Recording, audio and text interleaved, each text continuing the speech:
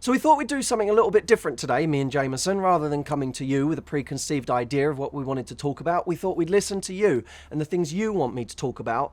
And we've picked some questions, both from the blog and from YouTube, that we want to answer today. It's going to be quick fire. Obviously, we're going to try and get this done in a couple of minutes, so I'm not going to spend 5 minutes on each question, but let's see what we can do. Matt, can you do a video on age difference in relationships? I'm 42 and a guy that is 33 asked me out. I'm hesitant because of the age difference. Thank you. Here's the problem with the different age group. They don't have the same references necessarily as you, and they're not necessarily in the same part of their life. Not necessarily, because sometimes they are in the same part of their life. Very often when a guy who's in his late 30s decides that he wants to meet a 28-year-old woman, they might be in the same place of wanting to settle down. But it doesn't necessarily mean they're on the same wavelength, and that's where the danger comes in. So when you start to date someone like that, before you even get involved, you have to ask yourself, do I think that this person is really someone I could be with? Am I willing to take the risk that 10 years from now, they won't be in the same place as me? Now, one school of thought is love, and you can't help who you fall in love with, and you have to just go with it.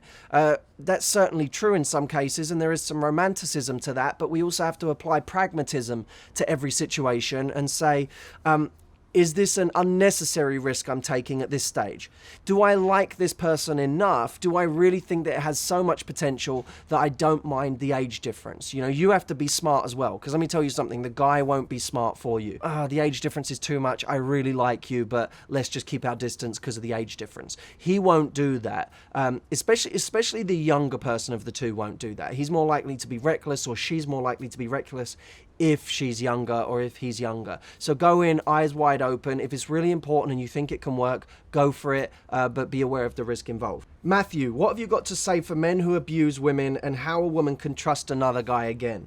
That's from Haley Edwards. The most I can do, unfortunately, is apologize on behalf of all of the men that actually have backbones and don't abuse women, who tend to get a bad name from the guys who do. I don't think we should waste a second of thought or energy on men who abuse women, but what I do think we should do is answer the second part of your question, which is about how to trust again, how to move on as a woman. That's a great question. The truth is, you can't go on saying, well, the next guy won't be like that, so that's why I'm gonna change, because it's that very thought that stops women from changing in the first place. You'll never convince yourself that the next guy won't be like that, because truthfully, you never know. They might not be abusive in the same way, they might be in a different way. The point isn't the next person won't be like that. The point is, what type of person do you want to be in this life? Do you want to be someone who lives out the rest of your life afraid because of what one guy did to you, or what two guys did to you, or whatever? In my opinion, if you've been abused before, you shouldn't be lending any more power to those people.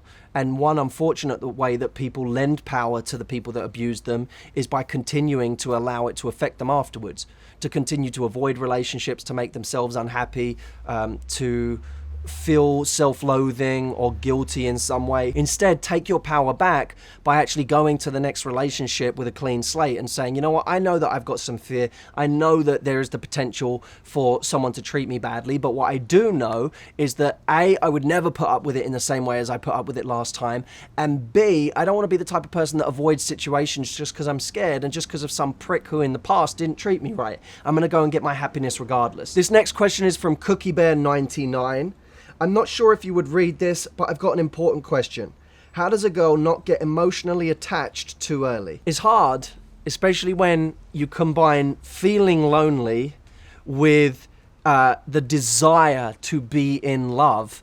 It creates this potent cocktail, which leads to you now overestimating the person you're with, projecting an image you want them to have onto them instead of waiting for them to show you, and really expecting too much from them in the early stages. Don't be pessimistic in the early stages, but don't be overly optimistic either.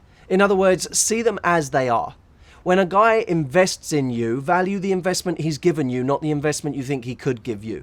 When he shows you what a kind person he is, or he shows you a fatherly quality that makes you think he could be good with kids, see it for what it is in that moment, not for something it could be in the future. That way, you're gonna value what he's invested. You're not gonna value what you think his potential could be. This last question is from Sophie. I would like to request that you make a video on how to get back with an ex smoothly without looking desperate and clingy. It's kind of a desperate and clingy question. Get your ex back advice I find kind of icky, kind of Really, the only reason you should be going back after your ex is if you feel you really messed up and you are supposed to be together and you need to show them that that part of you has changed, because really that's the only thing they need to know to want you back again.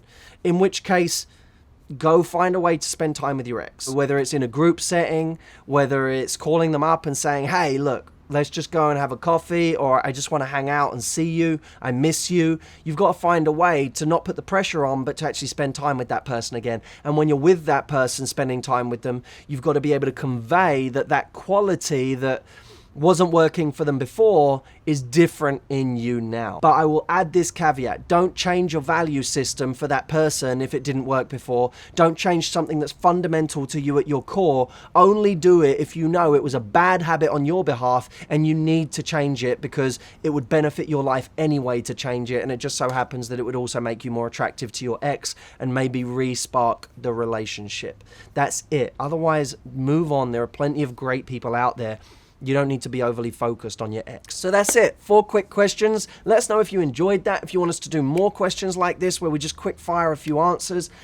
We won't do it every time, obviously, but it would be fun to do this a little more often and really get involved in some of the questions that you guys ask each week. Speak soon, guys.